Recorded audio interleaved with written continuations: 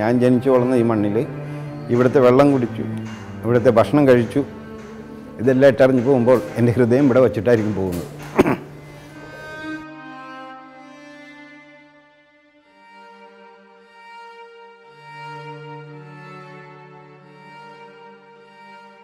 രണ്ടായിരം വർഷങ്ങൾക്ക് മുൻപ് നമ്മുടെ നാട്ടിലേക്ക് കുടിയേറിയ ജൂതന്മാർ അവർക്ക് ആരാധിക്കാൻ കൊച്ചിയിൽ ഒരു സിനഗോഗ് പണിതു.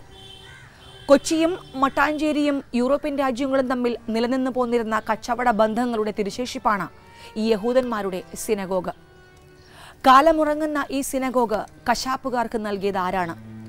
വമ്പൻ ബിനാലയ്ക്കിടയിൽ ഈ ജൂതചരിത്ര സ്മാരകത്തെ ആരും സംരക്ഷിക്കുന്നില്ലല്ലോ എന്ന സങ്കടവുമായി അന്നത്തെ ജൂത പാരമ്പര്യത്തിൽ ഇന്ന് അവശേഷിക്കുന്ന ഒരു ജൂത പിന്മുറക്കാരന്റെ വിലാപമാണ് ഈ ലക്കം കാഴ്ചപ്പതിപ്പ്.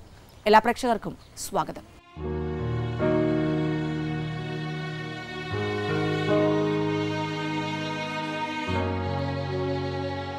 ഇത് ഏലിയാസ് ജോസഫൈ. കേരളത്തിലെ ജൂതചരിത്ര പാരമ്പര്യത്തിൽ ഇന്ന് അവശേഷിക്കുന്ന വിരലിലെണ്ണാവുന്നവരിൽ ഒരു ജൂതൻ. 2000 ഇവിടെ കുടിയേറിയ ജൂതന്മാരിൽ എല്ലാവരും ഇസ്രായേലിലേക്ക് മടങ്ങി. ഇപ്പോൾ വളരെ കുറച്ചുപേര് മാത്രമേ അവശേഷിക്കുന്നുള്ളൂ, 28 പേർ. ഇവിടെ ജീവിച്ചിരിക്കുമ്പോൾ പോലും തങ്ങളുടെ മാതാപിതാക്കൾ അടക്കമുള്ള പൂർവികരുടെ സ്മരണകൾ ഉറങ്ങുന്ന ആരാധനാലയങ്ങളും ശവക്കല്ലറകളും സംരക്ഷിക്കാൻ സാധിക്കുന്നില്ലല്ലോ എന്ന സങ്കടമാണ് ജൂതരുടെ കേരളത്തിലെ അവസാന കണ്ണിയായ ഈ മനുഷ്യന്. ലോകത്തിലെ ഒരു യഹൂദനും ഈ കാഴ്ച സഹിക്കില്ല. വന്നിച്ചില്ലെങ്കിലും നിന്ദിക്കരുത്. നാം ഈ ചെയ്യുന്ന ക്രൂരത ഒരു വ്യക്തിയോടല്ല, ഒരു സമുദായത്തോടല്ല, ഒരു പൈതൃകത്തോടാണ്, സംസ്കാരത്തോടാണ്. ഒരു ചരിത്രം തന്നെ നാം തുടച്ചു നീക്കുകയാണ്. നാനാജാതി മതസ്ഥരെ ഉൾക്കൊള്ളുന്ന ഭാരതത്തിന് അപമാനമാണ്, ശാപമാണ് ഈ ജൂതന്റെ കണ്ണീർ. മക്കൾക്ക് ഇന്ത്യ ഇഷ്ടമാണ്, പക്ഷെ പോകാതിരിക്കാൻ സാധിക്കില്ല. പോണം. കാരണം ജൂതനായിട്ട് ജീവിക്കണമെന്നുണ്ടെങ്കിൽ, ഇനിയുള്ള കാലങ്ങളിൽ ജൂതനായിട്ട് ജീവിക്കണമെന്നുണ്ടെങ്കിൽ ഇസ്രായേലിൽ പോകണം. അല്ലാതെ ഇവിടെ വേറെ ഡിസ്ക്രിമിനേഷനോ അങ്ങനെയുള്ളതുണ്ടായിട്ടില്ല. ജൂതനായിട്ട് ജീവിക്കാൻ പറ്റില്ല. ഇപ്പം ആൾക്കാരുടെ ഞങ്ങളുടെ ആൾക്കാരില്ലായ്മ വന്നതുകൂടി. കാരണം യങ് ജനറേഷനെല്ലാം ഇസ്രായേലിലേക്ക് പോയി. ഇവിടെ ബാക്കിയുള്ള യങ് ജനറേഷൻ അവരുടെ കമ്മ്യൂണിറ്റി ഇല്ലാതെ വന്നപ്പോൾ മറ്റുള്ള മതങ്ങളിലേക്ക് തിരിഞ്ഞു. അപ്പോൾ പെരിഷ്ഡ്, തീർന്നു, നശിച്ചു. ലാസ്റ്റ് അണയാൻ പോണ തിരിയാണ്. ഇനി ഏതാനും കൊല്ലങ്ങൾക്കുള്ളിൽ അതും കൂടി തീരും.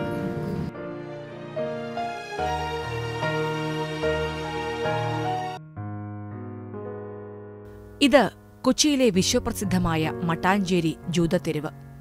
കൊച്ചി എന്ന് കേൾക്കുമ്പോൾ തന്നെ സ്വദേശികൾക്കും വിദേശികൾക്കും ആദ്യം മനസ്സിലേക്ക് ഓടിയെത്തുന്ന പൗരാണിക നഗരം.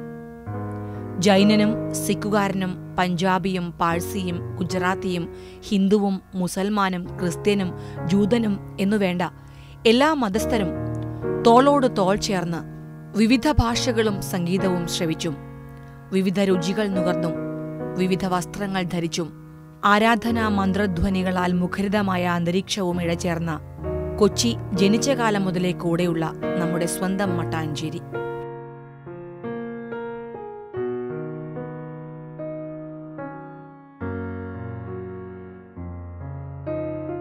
യുനെസ്കോ പൈതൃക നഗരമായി തെരഞ്ഞെടുത്ത മട്ടാഞ്ചേരിയിലാണ് ഏലിയാസ് ജോസഫൈ എന്ന ഈ യഹൂദൻ തങ്ങളുടെ പ്രാർത്ഥനാ മന്ദിരത്തിന്റെ ഇപ്പോഴത്തെ അവസ്ഥ കണ്ട് മനം നൊന്ത് തലകുനിക്കുന്നത്. കാലമുറങ്ങുന്ന യഹൂദരുടെ മട്ടാഞ്ചേരി മരക്കടവിലെ ഒരു സിനഗോഗിന്റെ അവസ്ഥയാണിത്. പവിത്രമായി കാണേണ്ട ഈ സ്ഥലത്ത് ജപമന്ത്രങ്ങൾക്ക് പകരം കന്നുകാലികളുടെ കരച്ചിലാണ് മുഴങ്ങുന്നത്. ഈ ദിവസം, അതായത് ഇന്ന് റോഷാന 2ാം ദിവസമാണ്.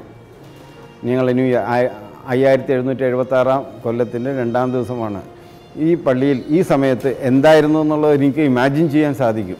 എന്തായിരുന്നു, കാരണം എൻ്റെ പള്ളിയിൽ നടന്ന അതേ അനുഷ്ഠാനങ്ങൾ തന്നെയാണ്. അനുഷ്ഠാനങ്ങൾ വ്യത്യാസമൊന്നും ഉണ്ടായിരുന്നില്ല, എല്ലാ അനുഷ്ഠാനം. പക്ഷേ അപ്പോൾ എനിക്ക് മനസ്സിലാവും, എനിക്ക് ഇമാജിൻ ചെയ്യാൻ സാധിക്കും.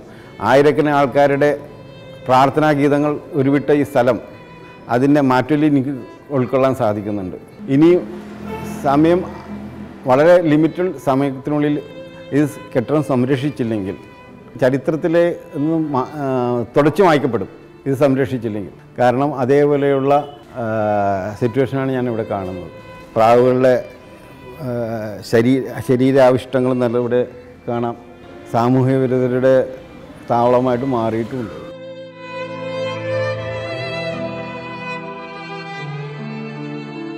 എണ്ണൂറ്റി വർഷം പഴക്കമുണ്ട് നാമാവശേഷമാകുന്ന ഈ സിനഗോഗിന്. വിൽപ്പനച്ചരക്കായി മാറിയ ഈ സ്മാരകം പുരാവസ്തു വകുപ്പ് സംരക്ഷിക്കുമെന്ന വാഗ്ദാനം ഇതുവരെ നടപ്പായിട്ടില്ല. ഇവിടേക്കെത്തുന്ന വിശ്വാസികളെ ആദ്യം വരവേൽക്കുന്നത് കന്നുകാലികളും പക്ഷിമൃഗാദികളുമാണ്. പൊട്ടിപ്പൊളിഞ്ഞ തൂണുകളും കൽപ്പടവുകളും കൂട്ടിയിട്ടിരിക്കുന്നു.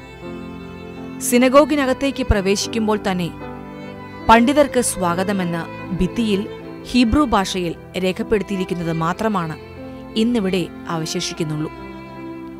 പൊട്ടിപ്പൊളിഞ്ഞ ഭിത്തിയും ചോർന്നൊലിക്കുന്ന മേൽക്കൂരയും പ്രാവുകളുടെ കൂടും കുറുകലും കാഷ്ടവും മാത്രം നിറഞ്ഞ അകത്തളം.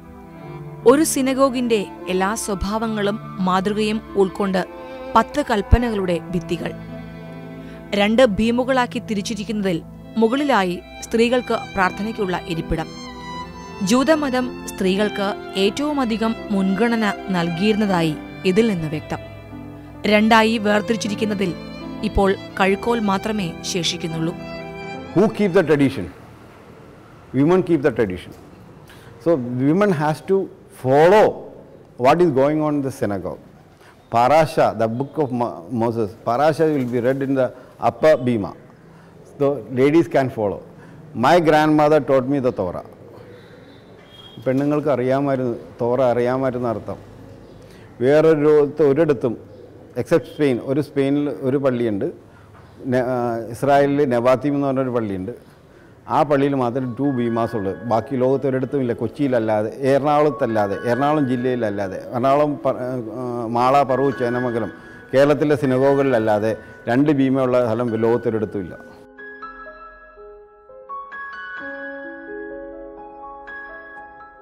ശരിക്കുമുള്ള ഒരു സിനഗോഗിന്റെ അകത്തളം ഇതാ ഇങ്ങനെയാണ്. നടുക്കായി ഹേക്കൽ. ഇത് ഇസ്രയേലിന് അഭിമുഖമായിരിക്കണം. വിശുദ്ധ ഗ്രന്ഥമായ തോറ സൂക്ഷിക്കുന്ന പേടകമായ ആർക്ക് ഇതിലാണ്. പള്ളിയുടെ മധ്യഭാഗത്തായി ബേമ. തോറ വായിക്കാനുള്ള പീഠമാണ് ബേമ.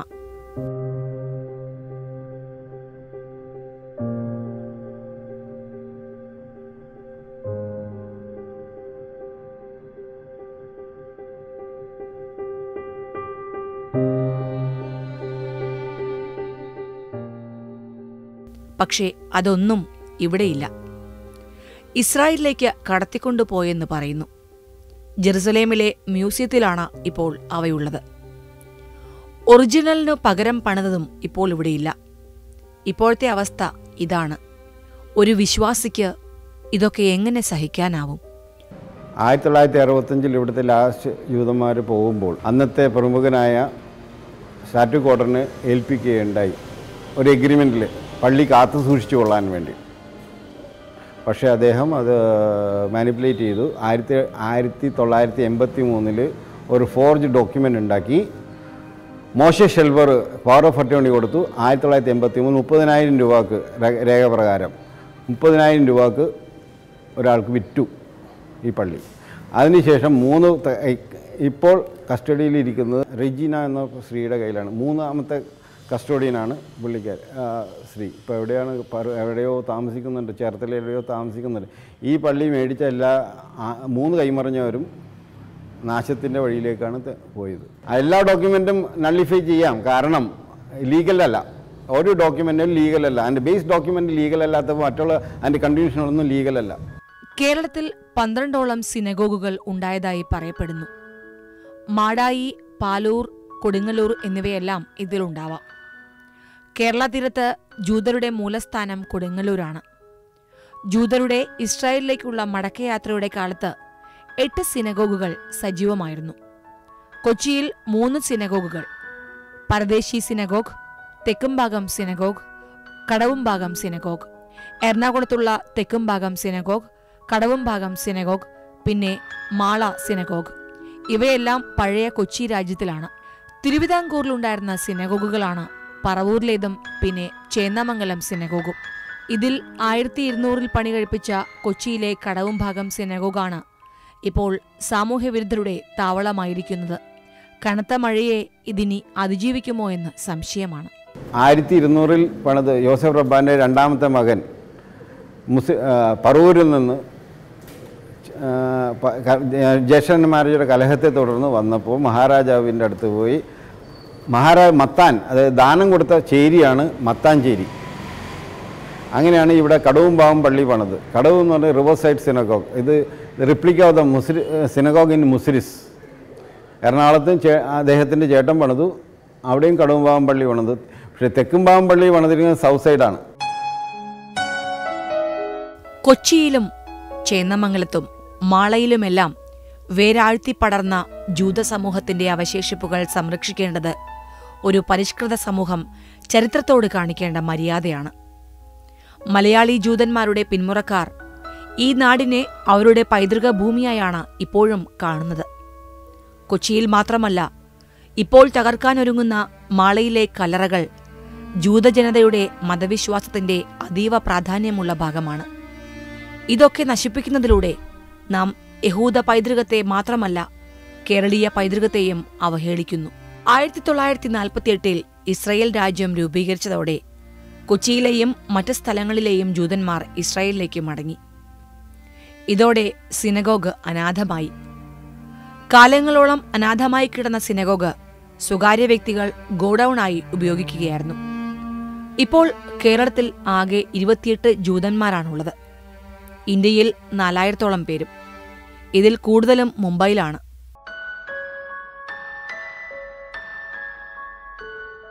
യഹൂദരുടെ ചരിത്രം പറയുമ്പോൾ വാചാലനാകുന്ന ജോസഫ് ഹൈ തങ്ങളുടെ വംശം കേരളത്തിൽ അറ്റുപോയതുകൊണ്ട് ഓരോ വിശേഷ ദിവസങ്ങളിലും ഓരോ കർമ്മങ്ങൾ ചെയ്യാൻ ജൂതന്മാരില്ലെന്ന് പരിഭവിക്കുന്നു.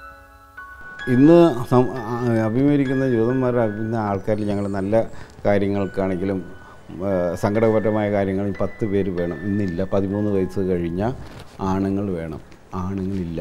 ഇനി ഏതാനും വിരലെണ്ണാവുന്ന ആൾക്കാരുണ്ട്. തീർന്നു. ഞങ്ങൾ ഡിൻഡ്വലിംഗ് കമ്മ്യൂണിറ്റി ഓഫ് ഇന്ത്യ എന്ന് വേണമെങ്കിൽ പറയാം. അത് ഉരുകിത്തീരുന്ന കമ്മ്യൂണിറ്റി. തീർന്നു.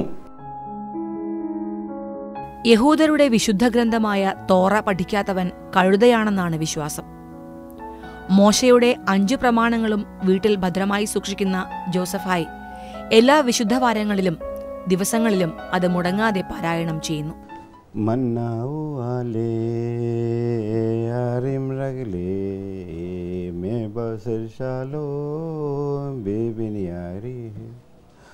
Sol basmafai isukul rinnait naare mitu beginna ayin veayin tireshehina veshabu banali gibule. Without Torah you cannot survive as a Jew. ഞാൻ പറഞ്ഞത് അപ്പോൾ എൻ്റെ മക്കൾ 2000 കൊല്ലം പ്രാക്ടീസ് ചെയ്തും നമ്മുടെ ഐഡൻറ്റിറ്റി കെപ്റ്റ് ആസ് എ ജൂ. ഈ വരും തലമുറക്ക് അത് സാധിക്കില്ല. കാരണം അവർക്കൊരു ജീവിതം ഉണ്ടാകണ്ടേ, ഒരു സന്തതി പരമ്പര ഉണ്ടാകണ്ടേ. ഇവിടെ അവർക്ക് അവരുടെ ചോയ്സിൽ അവർക്ക് കിട്ടാൻ ആൾക്കാരില്ലാതെ വരുമ്പോൾ അവരെന്താ ചെയ്യുക? എൻ്റെ അനിയൻ ചെയ്ത പോലെ, AB ചെയ്ത പോലെ, സുനിൽ ചെയ്ത പോലെ, ഷഫീർ ചെയ്ത പോലെ അന്നമതസ്ഥയിലേക്ക് പോകും. അപ്പോൾ അതിൻ്റെ ഐഡൻറ്റിറ്റി പോയി.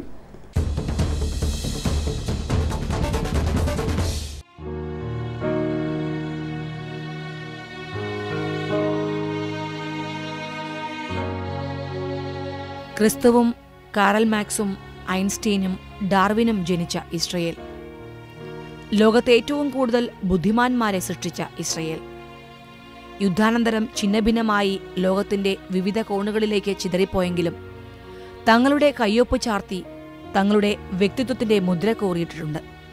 ഒരു യഹൂദനായി ജനിച്ച ഇദ്ദേഹത്തിന് അതിന്റെ എല്ലാ വിശുദ്ധിയോടും കൂടി ജനിച്ചു വളർന്ന നാടായ ഈ പ്രവാസദേശത്ത് നിന്ന് തിരികെ സ്വന്തം പ്രദേശത്തേക്ക് പോകണമെന്നാണ് ആഗ്രഹം. 2002 കണക്കനുസരിച്ച് Jewish population all over the world is 1.87. ഓരോ കൊല്ലം കുറയണേണ്.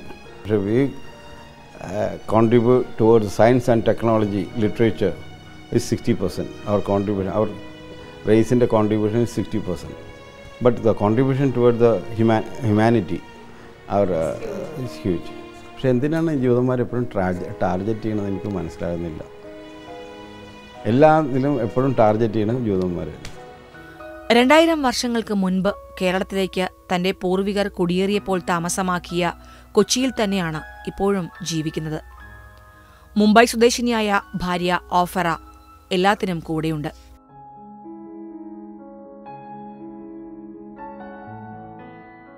കൊച്ചിയിലെ മാർക്കറ്റ് റോഡിലുള്ള ജൂതത്തെരുവിൽ ഹോർട്ടിക്കൾച്ചർ അക്വേറിയം ബിസിനസ് ചെയ്ത് കുടുംബത്തെ പോറ്റുന്നു. സ്ഥാപനത്തോട് ചേർന്ന് എറണാകുളത്തെ സിനഗോഗ്. നാമാവശേഷമായിക്കൊണ്ടിരിക്കുന്ന സിനഗോഗ് നിധി പോലെ കാത്തുസൂക്ഷിക്കുകയാണ് ഇദ്ദേഹം. പ്രൗഢമായ തങ്ങളുടെ സംസ്കാരം ഒട്ടും ചോരാതെ വരും തലമുറകൾക്ക് പകർന്നു നൽകാൻ. സ്വന്തം നാട്ടിലേക്ക് തിരികെ മടങ്ങുമ്പോൾ ഭദ്രമായ കൈകളിൽ ഇതേൽപ്പിക്കണമെന്നാണ് ഈ ജൂതന്റെ ആഗ്രഹം.